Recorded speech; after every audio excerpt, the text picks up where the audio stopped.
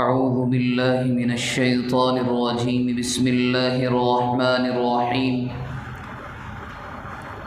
وَلَقَدْ آتَيْنَا مُوسَى الْكِتَابَ وَقَفَّيْنَا مِن بَعْدِهِ بِالرُّسُلِ وَآتَيْنَا عِيسَى ابْنَ مَرْيَمَ الْبَيِّنَاتِ وَأَيَّدْنَاهُ بِرُوحِ الْقُدُسِ أَفَكُلَّمَا جَاءَكُمْ رَسُولٌ بِمَا لَا تَهْوَىٰ أَنفُسُكُمُ اسْتَكْبَرْتُمْ فَفَرِيقًا كَذَّبْتُمْ وَفَرِيقًا تَقْتُلُونَ وَقَالُوا قُلُوبُنَا غُلْفٌ بل لعنهم الله بكفرهم فقليلا ما يؤمنون ولما جاءهم كتاب من عند الله مصدق لما معهم وكانوا من قبل يستفتحون على الذين كفروا فلما جاءهم ما عرفوا كفروا به فلعنة الله على الكافرين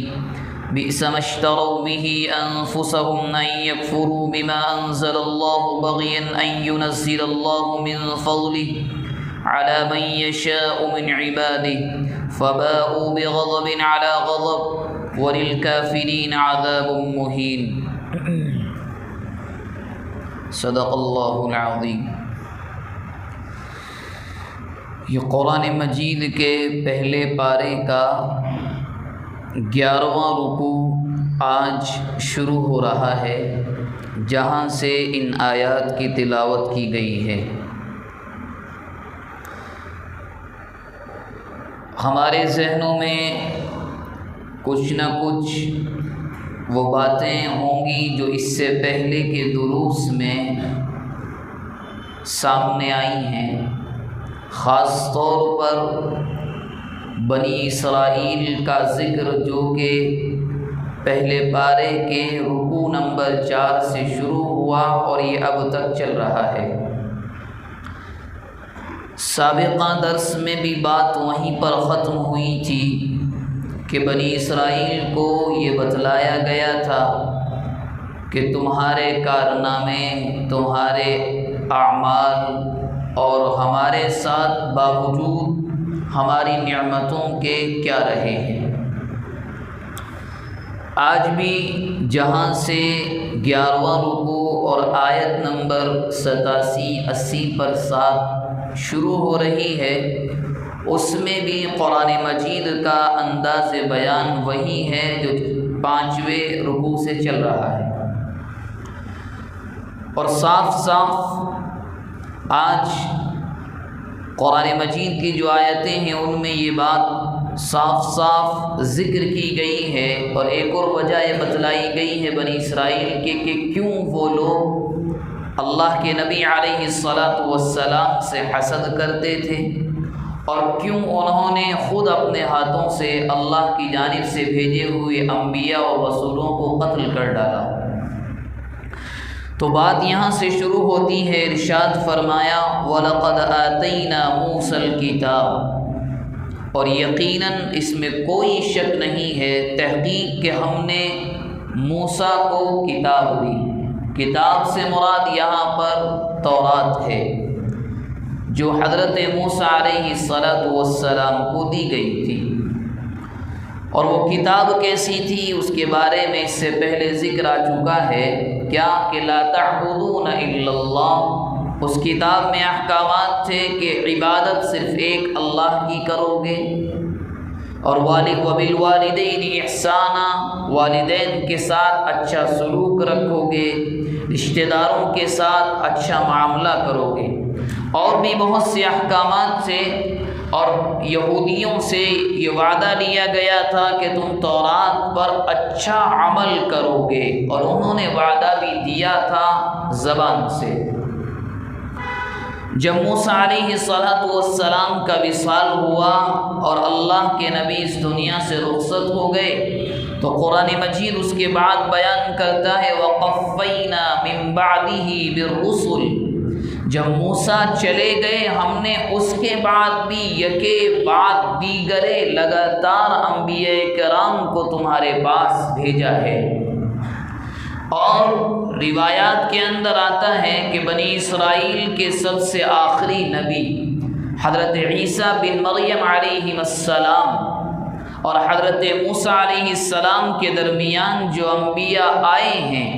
قرآن مجید میں ان انبیاء اور رسول کا نام تو بہت کم ملتا ہے، مگر حقیقتاً وہ ہزاروں کی تعداد میں ہیں کہ جن کو حضرت موسیٰ اور حضرت عیسیٰ علیہ السلام کے درمیان بھیجا گیا، جن میں نام آتا ہے حضرت یوشع، حضرت حزقیل، حضرت ہارون علیہ السلام، حضرت یوشع بن نون علیہ السلام، بہت سے انبیاء کرام، حضرت یحییٰ، حضرت زکریا علیہ السلام، بے شمار انبیاء صرف اس لیے بھیجے گئے تھے کہ جو کتاب موسیٰ علیہ السلام پر نازل ہوئی یعنی تورات، اسی کے احکامات کو آ کر کے یہ انبیاء بنی اسرائیل کو سمجھاتے تھے کہ تم نے یہ وعدہ کیا ہے، اس پر تم عمل کرو۔ لیکن یہ لوگ بار بار وعدہ توڑتے تھے، تو قرآن مجید یاد دلا رہا ہے کہ ہم نے موسیٰ تک معاملے کو محدود نہیں رکھا، ہم اس کے بعد بھی انبیاء کرام کے سلسلے کو ہم نے جاری رکھا، اور ہم یکے بعد دیگرے بھیجتے رہے، اور اسی کو قرآن نے بیان کیا وَآتَيْنَا عِيسَى ابْنَ مَرْيَمَ الْبَيِّنَاتِ، اور ہم نے بنی اسرائیل میں جو آخری نبی آئے ہیں یعنی عیسیٰ بن مریم کے بیٹے عیسیٰ کو بھی کھلی ہوئی نشانیاں دے کر بھیجا۔ کھلی ہوئی نشانیوں سے مراد سب سے بڑی نشانی جو ان کو دی گئی تھی وہ انجیل تھی، یعنی آسمانی کتاب انجیل، جس کو آج کل کی زبان میں بائبل بھی کہا جاتا ہے، وہ حضرت عیسیٰ علیہ السلام کو دی گئی تھی۔ اور کھلی ہوئی نشانیوں میں اللہ نے ان کو ایسے معجزات سے نوازا تھا کہ جو مادر زاد اندھا ہوتا تھا، جو ماں کے پیٹ سے اندھا پیدا ہوتا تھا، وہ اللہ کی اجازت سے ان کو یہ معجزہ ملا تھا کہ وہ اس کو پڑھ کر پھونکتے وہ اچھا ہو جاتا، کوڑی ہوتا تھا وہ اچھا ہو جاتا تھا، مردوں میں جان ڈالنے کا معجزہ ان کو عطا کیا گیا تھا۔ قرآن نے اسی کو کہا وَآتَيْنَا عِيسَى ابْنَ مَرْيَمَ الْبَيِّنَاتِ، ہم نے عیسیٰ بن مریم کو کھلی ہوئی نشانیاں لے کر بھیجا انہی کے پاس، یہودیوں کے۔ وَأَيَّدْنَاهُ بِرُوحِ الْقُدُسِ، اور ہم نے عیسیٰ بن مریم کی حفاظت کس سے کرائی؟ جبرائیل سے۔ جبرائیل علیہ السلام ان کے ساتھ رہتے تھے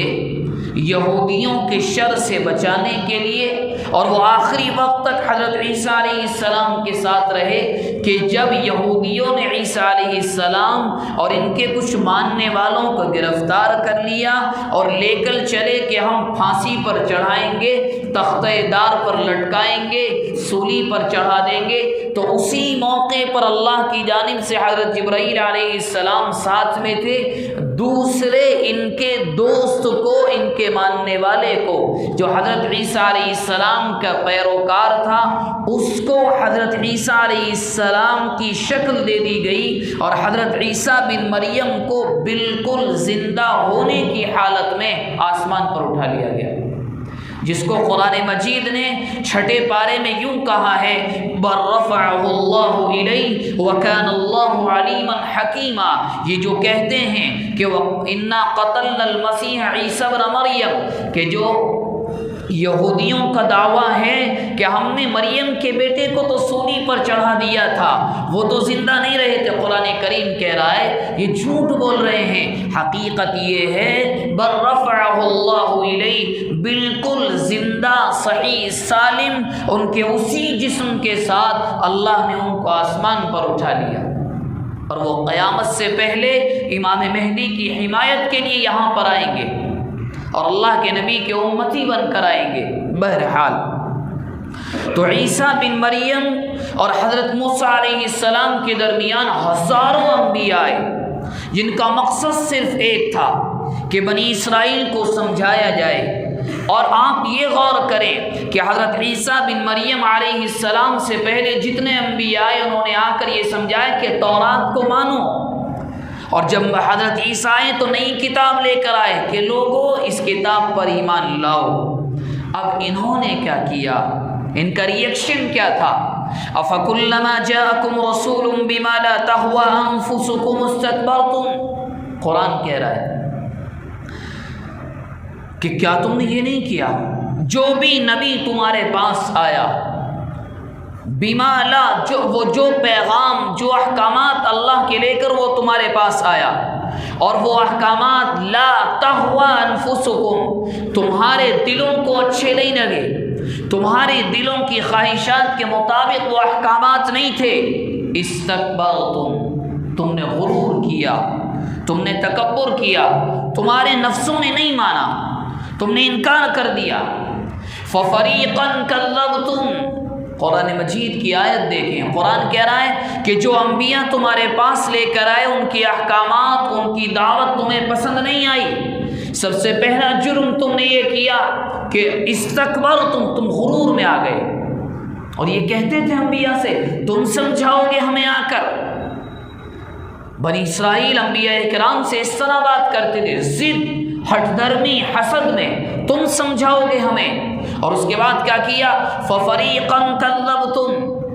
بعض انبیاء کرام کے ساتھ تو صرف یہاں تک معاملہ محدود رہا کہ انکار کر دیا، یحییٰ ہم تمہیں نہیں مانتے، زکریا ہم تمہیں نہیں مانتے، تم کیا بکواس کر رہے ہو، یوشع ہم تمہیں نہیں مانتے، حزقیل ہم تمہیں نہیں مانتے، اور بعض کے ساتھ کیا کیا، وَفَرِيقًا تَقْتُلُونَ، بعض انبیاء کرام کو ان ملعونوں نے قتل کر ڈالا، صرف اس بنیاد پر کہ انہوں نے آ کر کے اللہ کی جانب بلایا، جن میں حضرت یحییٰ علیہ السلام بھی ہیں، حضرت زکریا علیہ السلام بھی ہیں۔ انہوں نے آ کر کے صرف سمجھایا تھا کہ اے بنی اسرائیل مان لو، تورات پر عمل کر لو، انہوں نے ضد میں، ہٹ دھرمی میں کہ ہم نے سمجھایا تم مانتے نہیں ہو، ایک دعوت کو لے کر، ایک بات کو لے کر ہمارے پیچھے پڑے ہو۔ اور ایک وقت وہ آیا کہ حضرت یحییٰ و زکریا علیہ السلام کے جسم کے ٹکڑے کر دیے گئے، یعنی عام انسان نہیں، ایک اللہ کا وہ چنندہ، وہ منتخب بندہ کہ جس کو چنا گیا سینکڑوں لاکھوں انسانوں میں سے، وہ جماعت کا بندہ کہ انسانوں میں سب سے مقدس ترین جماعت انبیاء کرام کی ہے، جن کو انہوں نے قتل کر دیا۔ اور یہ بات انہیں یاد کیوں دلائی گئی؟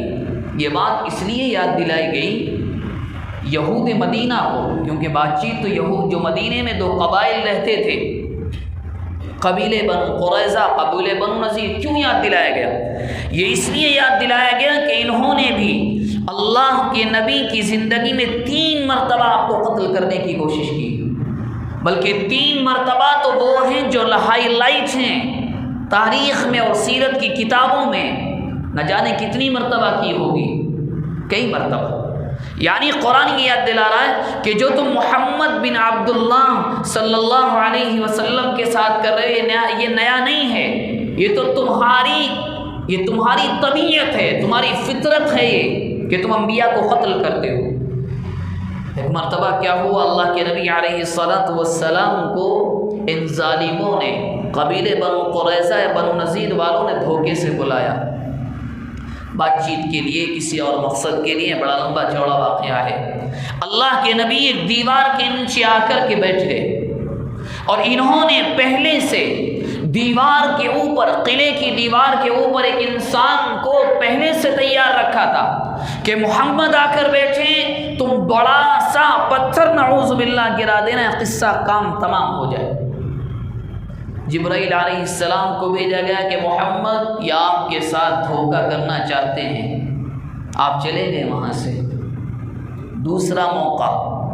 خیبر کے موقع پر ان ظالموں نے اللہ کے نبی کی دعوت کی،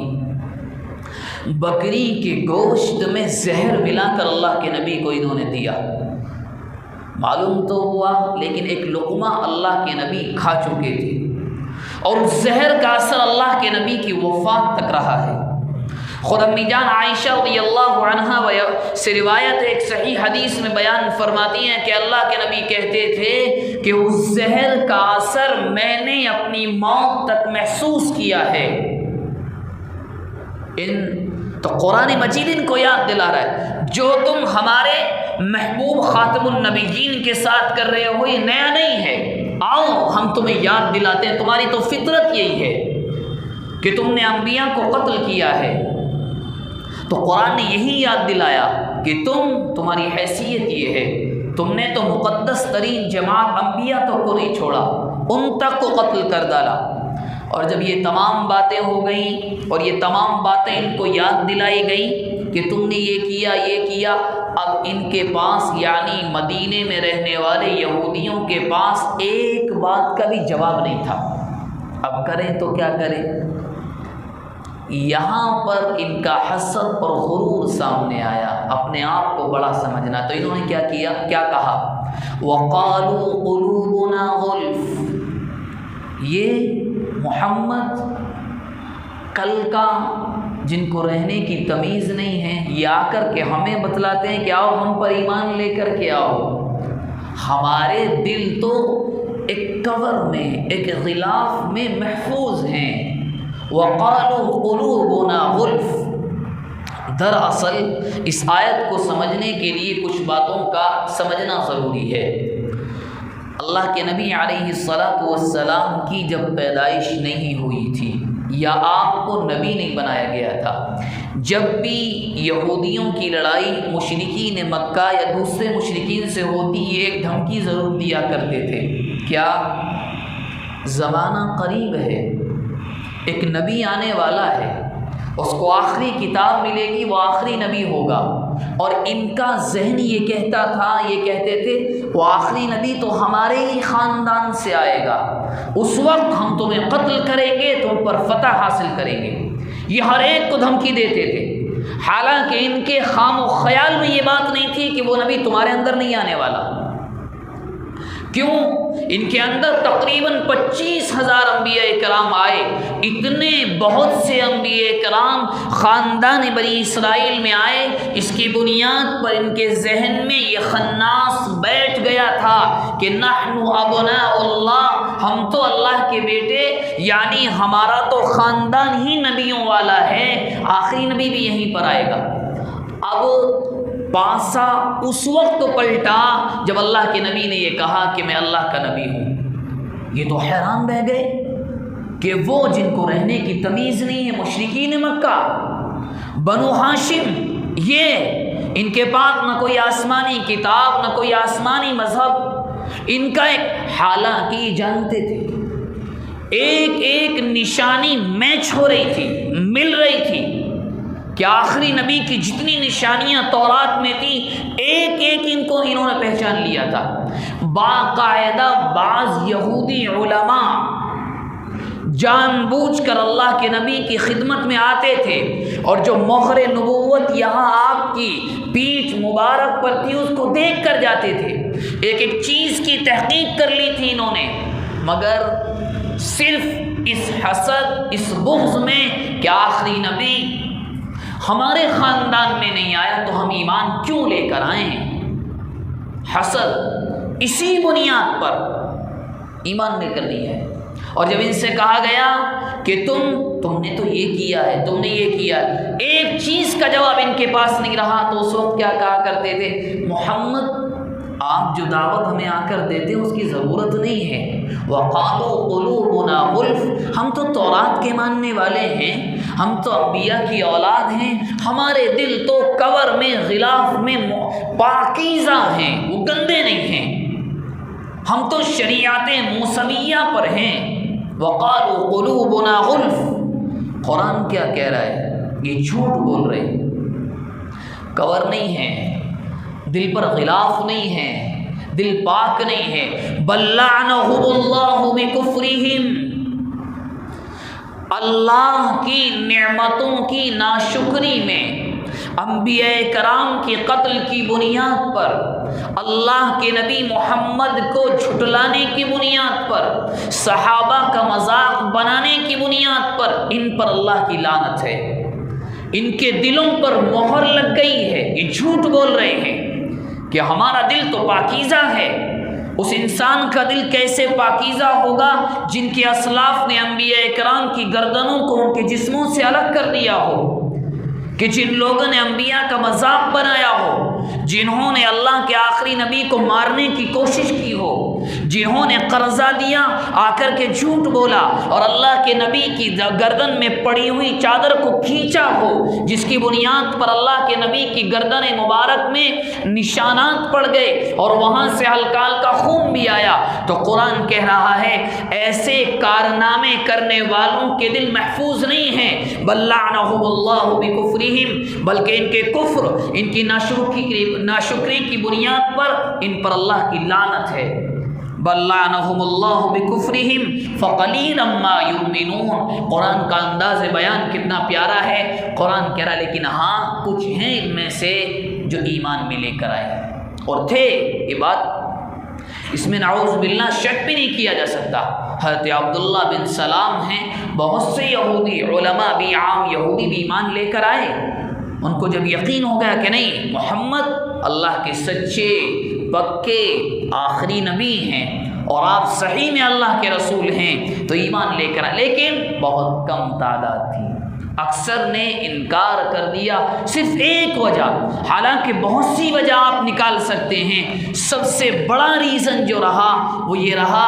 آخری وقت تک یہ کہتے تھے کہ ہمارے یہاں آخری نبی کیوں نہیں آیا۔ اور یہ بہت، اس سابقہ درس میں بھی یہ بات آئی تھی، یہ بیماری بہت خطرناک ہے، بہت خطرناک ہے۔ مثال کے طور پر ایک عام مثال پیش کرو، کسی اللہ کے بندے کو اللہ مال سے نواز دے، علم سے نواز دے، کسی صلاحیت سے نواز دے، اور میں یا آپ یہ طے کر کے بیٹھ جائیں کہ اللہ نے یہ چیز مجھے کیوں نہیں دی، بس یہی سے تباہی کے دن شروع ہو جاتے ہیں۔ حالانکہ طریقہ کیا ہے؟ آپ نے کسی کو کسی نعمت پر دیکھا، آپ دعا دیں کہ اللہ میرے بھائی کو جو نعمت آپ نے دی ہے اس میں برکتیں عطا فرمائیں، اگر میں اس لائق ہوں تو مجھے بھی عطا فرمائیں۔ لیکن دوسرے کی مال کی یا کوئی بھی نعمت ہو اس کو دیکھ کر جلنا، کڑھنا، حسد میں رہنا، سوائے اپنے لیے بربادی اور ہلاکت کے دوسرے کا کوئی نقصان نہیں ہوتا، جیسے بالکل بنی اسرائیل کے ساتھ ہوا۔ وَلَمَّا جَاءَهُمْ كِتَابٌ مِّنْ عِندِ اللَّهِ مُصَدِّقٌ لِّمَا مَعَهُمْ۔ قرآن کریم بیان کرتا ہے کہ جب آنے والا اللہ کا نبی تمہارے پاس لے کر آیا اللہ کی جانب سے ایک کتاب، مُصَدِّقٌ لِّمَا مَعَهُمْ، جو تصدیق کرتی ہے اس کی جو تمہارے ساتھ ہے۔ اللہ کے نبی قرآن مجید جو لے کر آئے، قرآن مجید پہلی کتابوں کو جھٹلاتا نہیں ہے، انکار نہیں کرتا۔ جتنے صحائف انبیاء پر آئے، زبور ہے، انجیل ہے، تورات ہے، جتنی آسمانی کتابیں آئیں بالکل انکار نہیں کرتا۔ مصدقا لما معہم، یہودیوں سے کہا گیا کہ میرے بھائی جو تمہارے پاس تورات ہے، اللہ کے نبی جو قرآن مجید لے کر آئے ہیں، یہ تورات کا انکار کرنے والا نہیں ہے، یہ تو تصدیق کرتا ہے کہ ہاں تورات اللہ کی کتاب ہے، اس کو موسیٰ علیہ السلام پر نازل کیا گیا۔ وَكَانُوا مِن قَبْلُ يَسْتَفْتِحُونَ عَلَى الَّذِينَ كَفَرُوا، یہ جو میں نے بھی آپ کے سامنے بیان کی اسی کا ترجمہ ہے۔ وہی کہا گیا کہ اس سے پہلے جب یہ اللہ کے نبی نہیں آئے تھے، قرآن مجید لے کر نہیں آئے تھے، یہودی کیا کہا کرتے تھے؟ کافروں سے فتح حاصل کرنے کے لیے کہا کرتے تھے، اس سے پہلے یہ چاہتے تھے کہ کافروں پر فتح حاصل کریں۔ فَلَمَّا جَاءَهُمْ، جس نبی کے آنے کا انتظار تھا، یہ جس نبی کے آنے کا دعویٰ یہ بنی اسرائیل کیا کرتے تھے، جب وہ آ گیا، مَا عَرَفُوا كَفَرُوا بِهِ، اور انہوں نے جان لیا کہ یہ بھی سچ ہے، انہوں نے آنکھوں سے پہچان لیا، انکار کر دیا۔ جو بھی آپ کے سامنے بات آئی، ہمارے خاندان میں کیوں نہیں آیا؟ فَلَعْنَةُ اللَّهِ عَلَى الْكَافِرِينَ، جنہوں نے انکار کیا ان پر اللہ کی لعنت ہے۔ قرآن مجید نے آج کی ان دو آیتوں میں یہی بات ذکر کی ہے، جو مجھے اور آپ کو سبق ملتا ہے۔ سب سے موٹا سبق یہ ہے کہ ناشکری اچھی عادت نہیں ہے، یہ بہت خطرناک بیماری ہے۔ نمبر ایک تو حسد، بہت خطرناک بیماری ہے، اور دوسری ناشکری، جس کو قرآن مجید نے یوں کہا ہے، لَئِن شَكَرْتُمْ لَأَزِيدَنَّكُمْ وَلَئِن كَفَرْتُمْ إِنَّ عَذَابِي لَشَدِيدٌ، اگر تم شکر ادا کرو گے، قرآن کے الفاظ ہیں لَأَزِيدَنَّكُمْ، ہم نعمت بڑھا دیں گے، وَلَئِن كَفَرْتُمْ، لیکن اگر تمہیں ہم نے علم والا بنایا، مالدار بنایا، کسی عہدے کا مالک بنایا، کوئی بھی نعمت ہم نے دی اور تم ناشکری کرنے پر لگے رہے، اور لوگ کرتے ہیں یہ، کوئی مصیبت آ جائے اللہ میں ہی ملا تھا، کوئی فضل مل جائے نہیں یہ تو میری محنت کی کمائی ہے، یہ تو میرے ہاتھ کی کمائی ہے، یہ تو میری محنت ہے، یہ تو میرا رات کا جاگنا ہے، یہ تو میرا پھل وہ ہے جو میں دھوپ میں تپا ہوں۔ تو قرآن وہی کہہ رہا ہے ایسا نہ کرو،